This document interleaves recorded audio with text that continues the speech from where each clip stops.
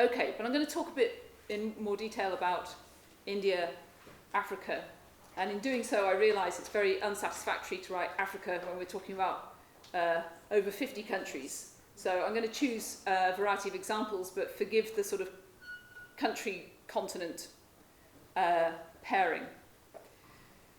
So very clearly, there's been a very significant expansion in public and private sector investment and trade and programs. Although I was talking to somebody in the Department of Economic Affairs a week ago, and they said it's not as fast as they had hoped for. A lot of energy's gone into the India-Africa Forum Summit, into global investment summits and so on, and it's still not quite found its potential in existing India-Africa trade and investment. That although there has been a very significant expansion, it's still running up against problems, and they're still working on that.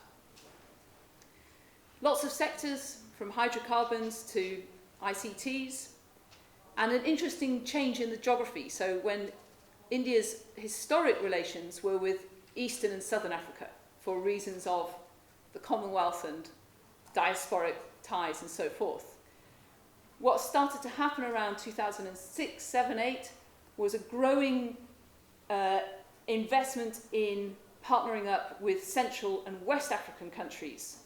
Pourquoi? For the oil. Again, like everybody else, India is not exactly unusual in this.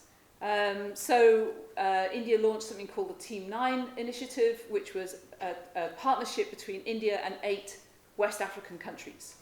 And it's primarily about oil, gas, and minerals.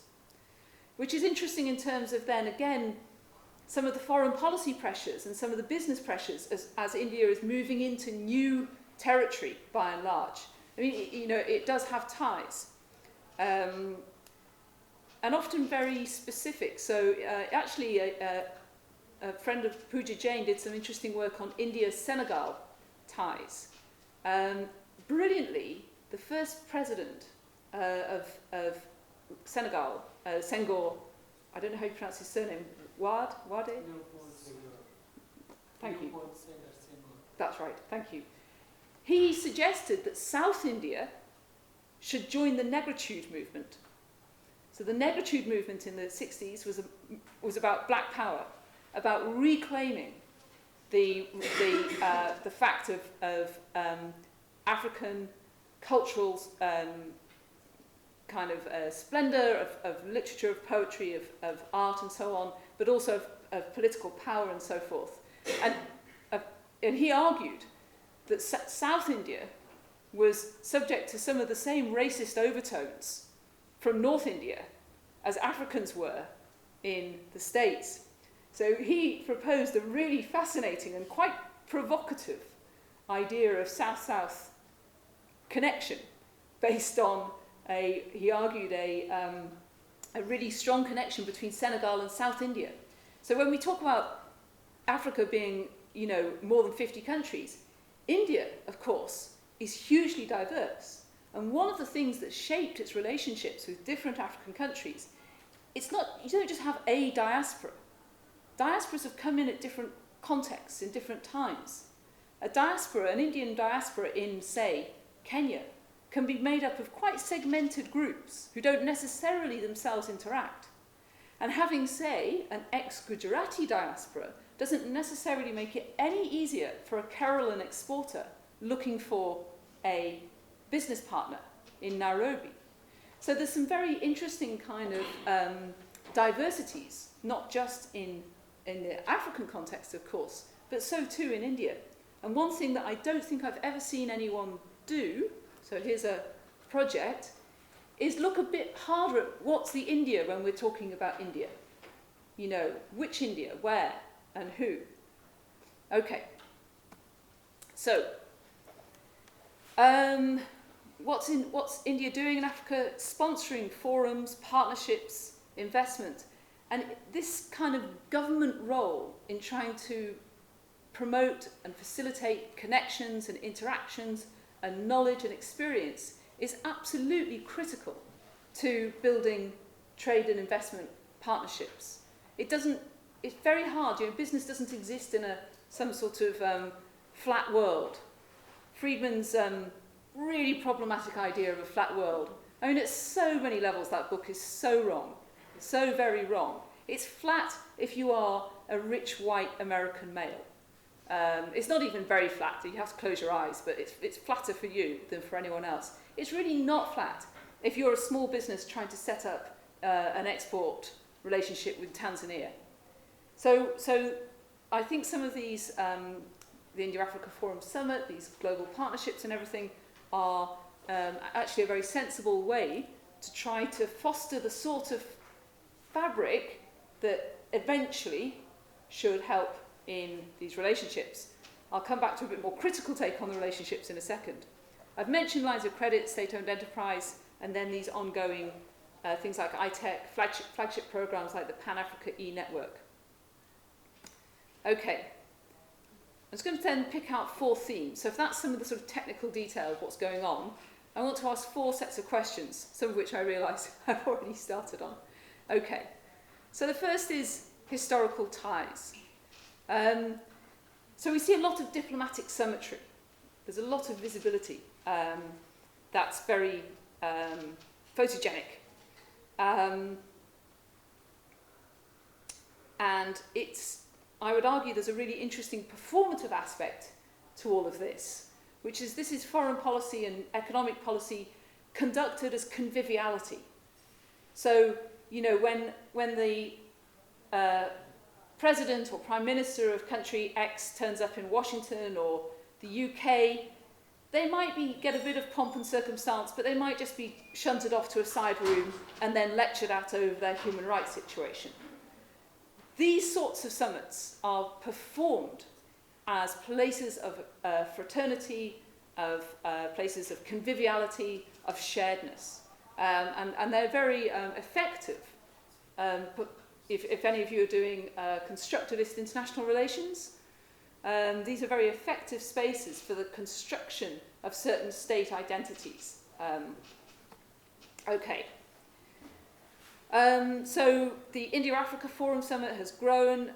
In 2008, 2011, it was just the leaders of regional organisations. By 2015, you've got some serious political presence. Lines of credit I've mentioned. They date back to 1966, but were sort of small and handled by the State Bank of India. Now they've become a much accelerated, important form of economic diplomacy managed by Exim. And they're meant to try to offset some of the risks and hurdles. They are now the subject of quite some concern. I'll return to this at the end, and an interesting development. Okay, and what we see is that, above all, those lines of credit are being directed mostly, all around the world, but mostly where they've expanded fastest is Africa. So Africa in 2007 to 14 accounted for 59% of India's lines of credit, I think, by amount. And here's just another way of doing it. We can see that's significant. So really it's Africa first, then Asia, and then a few else around the world. Indian Development Corporation with Pacific Islands and the Caribbean is interesting as well. Overlooked, but I think fascinating, because the thing about the Pacific is it's chock full of tiny, small countries. So if you want votes at the UN to go your way, you might not do a whole lot of trade with Nauru, but it's got a vote at the UN.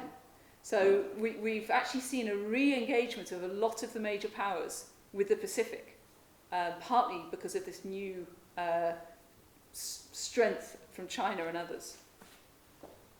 So some of the concerns about that kind of is it tide aid or is it value for money? Some of the lines of credit have turned out to be very highly exposed. Some of the reason for that is because I spoke to a guy in the Ministry of Finance, and he said they still haven't decided whether they're primarily a commercial tool or a diplomatic tool. So if they're a diplomatic tool, you might lend to a very risky business by the Minister of Oil in Nigeria, and not be too surprised when you don't get it back. But you might open up other... It performs primarily a diplomatic function. If it's primarily a commercial enterprise, you need to approach them much more differently. What is it going to be invested in? How is it going to make a return? So what's happened to both China and India, I mean, China is very, very badly exposed in some of its lines of credit, is there's been a sudden awareness that a lot of these loans are bad, and that's not good news. So there's been very considerable attention now to tightening them up. And interestingly, I found out in this recent research project, the UK's Department for International Development, one of its partnership programs with India right now is working with the Exim Bank to find ways of getting these lines of credit put on a better footing. A quite remarkable partnership when you think about it. Flagship programs, some really impressive ones like the Pan-Africa E-Network and hospitals and so on. Sometimes I think these are really impressive, so I mean, unquestionably, the provision of cheap pharmaceuticals has been very important. Other times, it's been going into things like super speciality hospitals and basically serving the very rich. And the question is, okay, that's fine if it's trade, but is it really development cooperation? Is it really inclusive development if these are pitched at the sort of top? So there are questions about the sort of, again, the choices being made about where you invest. And are they investments or are they promoting development? Okay, so lots of pledges, and interesting as well, setting up virtual universities, small industries. You know, there is a very full spectrum. India is very impressive in some of that full spectrum stuff. Okay, so there's a strong focus on this idea, not just oil, not just resources, but on things like the knowledge economy. So Manish Chand tried talking about the knowledge economy, knowledge partnerships, and how important these are. And I think this is truly one of the sort of standout features of Indian development cooperation. Okay. So then a second set of questions I think that I've probably said enough about now is this question about the diaspora. So this was Narendra Modi. No, it wasn't. Yes, it was. He said before the IA, the India-Africa Forum Summit, he said it's a relationship that's beyond strategic considerations. It's an emotional link. It's been forged by our intersecting history, commerce, kinship, struggle against colonialism, the quest for equality, dignity, justice. These are things that the British can't turn up in Africa and say without, you know, this is a really powerful narrative that, yes, we know what it's like to suffer at the hands of European colonialists, and we share this with you. We're blessed with a vast reservoir of mutual goodwill and confidence.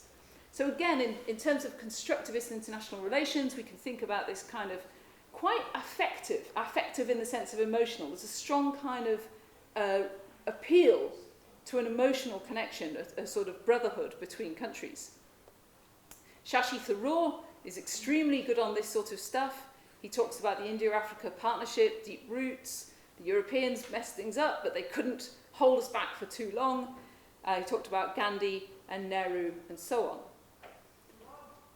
on. This one I like.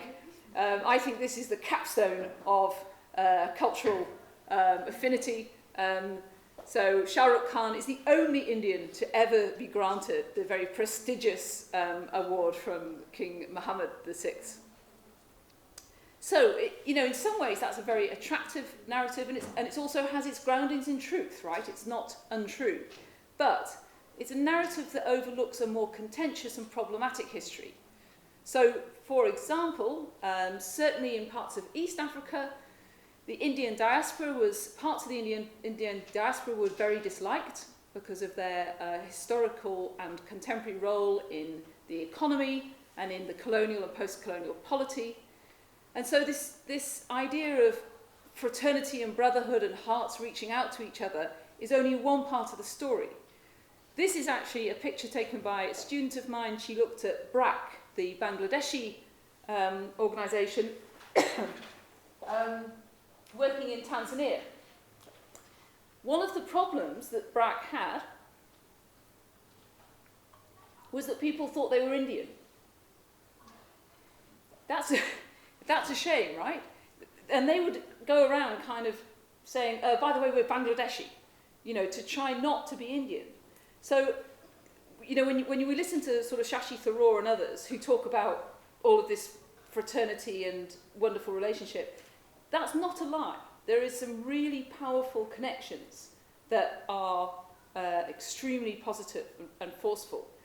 But it is also based a bit like the Western narrative of us being, saving Africa and being good in Africa. It is also fictive. It also has to conceal some more problematic encounters too. The third thing I want to talk about is boundary work. So one of the very interesting, if you look at the narrative around India-Africa, what becomes clear is quite a lot of boundary work is taking place against both Western donors and powers and against China. Again, a lot of this is absolutely truthfully the case. But it also seems that there is an important sense of distancing from others that is not entirely the case. So, for example, we see certainly a lot of we're not like northern donors. And in many ways, of course, India isn't like northern donors, and that's a good thing. And therefore, it has been able to resist being co-opted or disciplined into new structures like the Global Partnerships for Effective Development Cooperation. India has been very powerful at being quite selective in which multilaterals it will choose to engage with, and there's been a much stronger focus on southern forums and institutions. So, and the West is waking up to this at last. The West is finally getting it. So Barack Obama in Addis Ababa, he said, so many Africans have told me, we don't just want aid, we want trade. We don't want patrons, we want partners. We don't want help, we want capacity. Some of this is very much because the West has had to move, had to change pace, had to change narrative because of the competition of India, China, Korea, Qatar, and others. So this new narrative, which starts to look a bit like Southsouth, isn't it? Shashi Tharoor could have said that. So you could argue that one of the very positive outcomes of South-South cooperation on the North is the North now looks quite a lot more like the South than the South looks like the North. We're now talking about lines of credit. We're talking about dignity and partnership and opportunity in a way that 10 years ago we were talking about poverty reduction and disciplining and governance and conditionalities. So there's been some very interesting meta shifts in international development, and I would say that if you had to simplify, that the world has become more southernized in terms of the modalities and narratives of development cooperation. But one of the more interesting boundaries is India-China. So again, in speeches and discussions and reporting, something that is said over and over again is India is not like China. First principle of India's involvement in Africa is it's not like China. So Jairam Ramesh said, China says, go out and exploit the natural resources, but our strategy is to add value. Yeah? But that is rhetoric, and he's a politician in India. What is the reality? Yes, so I'm going to, exactly, it is rhetoric, and politicians do rhetoric. It has a performative function. But it's interesting how often this we're not like China comes up. But of course India is after resources too. And the Chinese say, we're in Africa because we have intertwined histories and we have solidarity and all those things we have.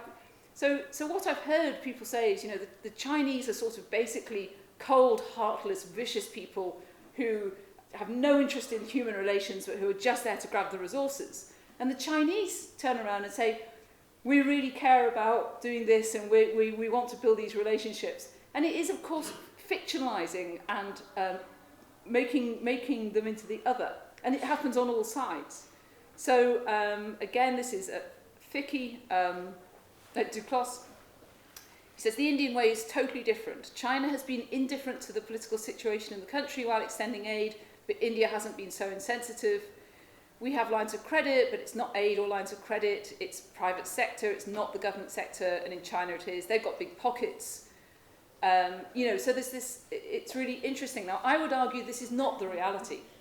At least it's a more complex reality. Of course, the Indian profile is different to the Chinese profile. China is still a much bigger actor and so on. I'm not saying they're absolutely the same.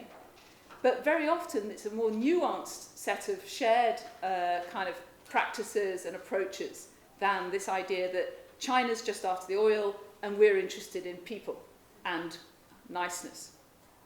And again, just another example. We want inclusive growth, not exploitative growth. The Chinese say the same thing. They also fail to achieve that in some cases and do achieve it elsewhere. So this is a sort of, I'm interested in this kind of, this performative, this narrativized account, because of course, as Edward Said, in his most famous book, Orientalism, has said, the way you describe others is really a way of describing yourself. So when China is described as these things, it's not really, what matters is not whether it's so much, whether it's true or not, or whether China is or isn't like this. It's what is the claim being made for India in this moment. And more examples. So I think there's interesting boundary making going on, and we have to ask ourselves what these narratives are intended to do and why they come about. Okay, I've said enough about that. So a paper I just written recently is about the enormous, amazing success of South-South cooperation in the last decade or so. Across the world, South-South cooperation has massively grown in the amount of resource dedicated to it. It's grown in terms of the what I call the sort of ontological security. You could not have a donors meeting now without getting China and India along. I mean, 10 years ago, they weren't even invited. Now, a meeting fails if China, India, Brazil, Mexico, and others aren't there at the table. So that's a kind of a massive change. And ideationally, it's actually the kind of approaches and modalities and languages of the South which have been more successful than the North in the last decade.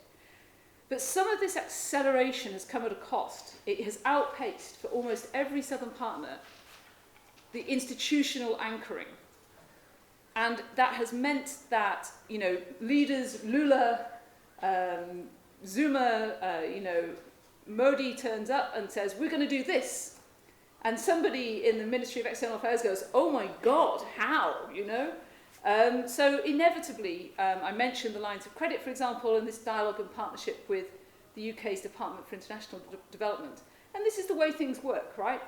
This is not a failing particularly. Institutional strengthening often follows the expansion of the area, but it's certainly causing problems. And it's going to be interesting to see what happens now. So I'm sure you're all aware that the MEA has just started taking in a lot more people at ground level. Did you know this? If any of you are thinking of working for the MEA, they've expanded the number of the intake hugely. And they're even talking about lateral intake.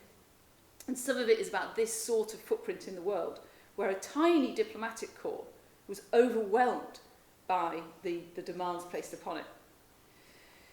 So this is the big one for me. Is India promoting growth or development? So let me just preface this. I hope I don't have to preface this by saying I'm quite a critic of Western aid and Western impacts in the world. It's very hard to stand up here as a Brit and criticise another country in that country. You can appear to be ignorant or arrogant, but it's my job as a critical academic to be critical of everyone. So my biggest concern about South-South cooperation in general is we know it's been incredibly effective and impressive at pouring in much needed infrastructure, at opening up policy space for partners, for providing competition, for knocking the hubris out of some of the Western donors. But what is it actually achieving? Needless to say, a huge range. You can't say it's doing one thing or the other. It's across the board. But I think there is a question to be asked about whether it is, say in the case of India, it is primarily contributing to growth, which is a desirable, necessary but not sufficient condition for inclusive development, or whether it also has its eyes on development, sustainable, inclusive, just. So how do you compensate the losers? What happens to the pastoralists put off their land? What happens to with air pollution in Addis Ababa? What about building primary health centres as well as super speciality heart clinics? So these are some of these questions to ask, and I'm not saying that the West got it right, you know. So these are questions that are being asked domestically and abroad, and in a few examples, actually people are connecting up. Brazil has been really brilliant at this. There are Brazilian NGOs, human rights NGOs, legal NGOs like Connect Us, that are saying, okay, if Brazil is doing work in Mozambique, in Timor-Leste, in Cape Verde, then we need to go out and connect up with ordinary people, citizens, social movements, and try and make that process genuinely democratic. So one example of this is in Ethiopia. Land rights activists reached out to land rights activists in India and argued that both of them, both Ethiopians and Indians, who were losing their land to large-scale land grabs by Indian firms as well as by Middle Eastern firms, German firms, French firms, and so on, that they could try to work together to contest what is a transnational process of land grabbing. Now, land grabbing is a complex term, and we need to be careful about how it's used. So I think this is really powerful. Sad to say that not a single person in the Indian government would see them. And as they pointed out, they wouldn't even be allowed to meet in Ethiopia.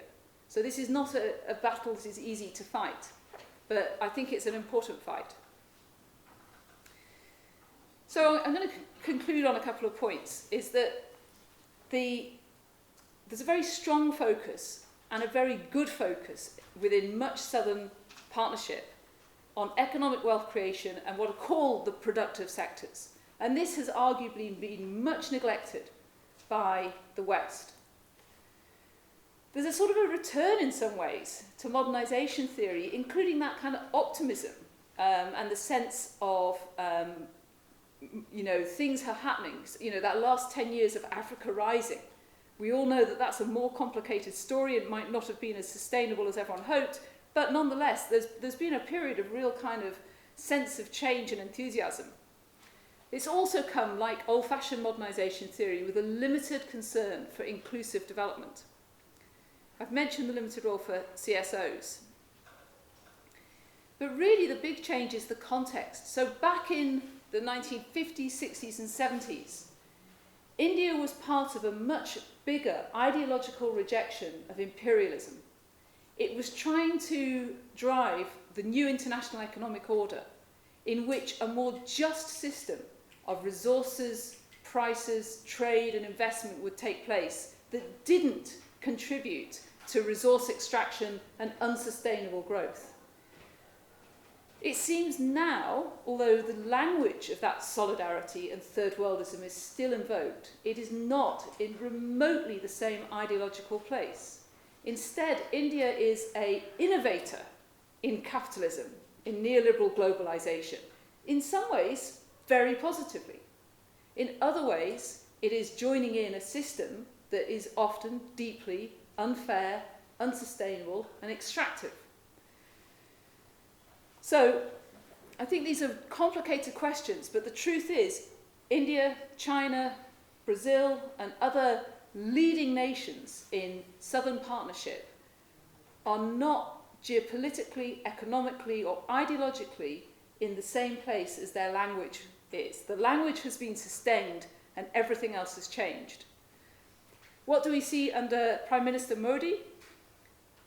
A sustained budget for development cooperation, a high-octane foreign policy. I think he hasn't been to Africa, anywhere in Africa yet, or has he? Yes, he has. Okay.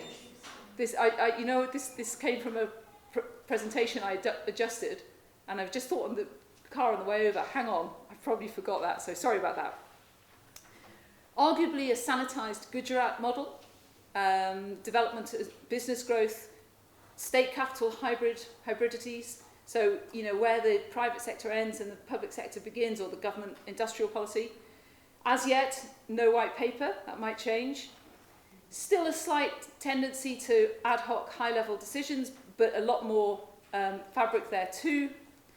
And I think this continuing normative position that harks back to an older era, perhaps with a bit less reference to Nehru, and a much stronger pragmatic language of growth and security coming in much more strongly as well. So it's interesting that, you know, clearly Prime Minister Modi sees the value of Indian development cooperation. So recent visits to Nepal and Bhutan both came with the announcement of these packages. And India's positioning in the world, at the UN and elsewhere, it can still proudly call upon this long history and ongoing Southern engagement. So I think, to come back to Priya Chako's arguments, and those of you doing foreign policy might be interested to look at those arguments and think about development cooperation as foreign policy. To what extent is there a tension then with India's own trajectory of industrial modernity, its ability to promote and assist that in other places, with Nehru's concerns about reasoned morality and about the impacts and consequences of powerful states? Okay, last slide. You're probably desperate to stop. Where are we with research? And I was really delighted to have the opportunity to chat to a few of you before this. Fantastically, research is democratizing and pluralizing.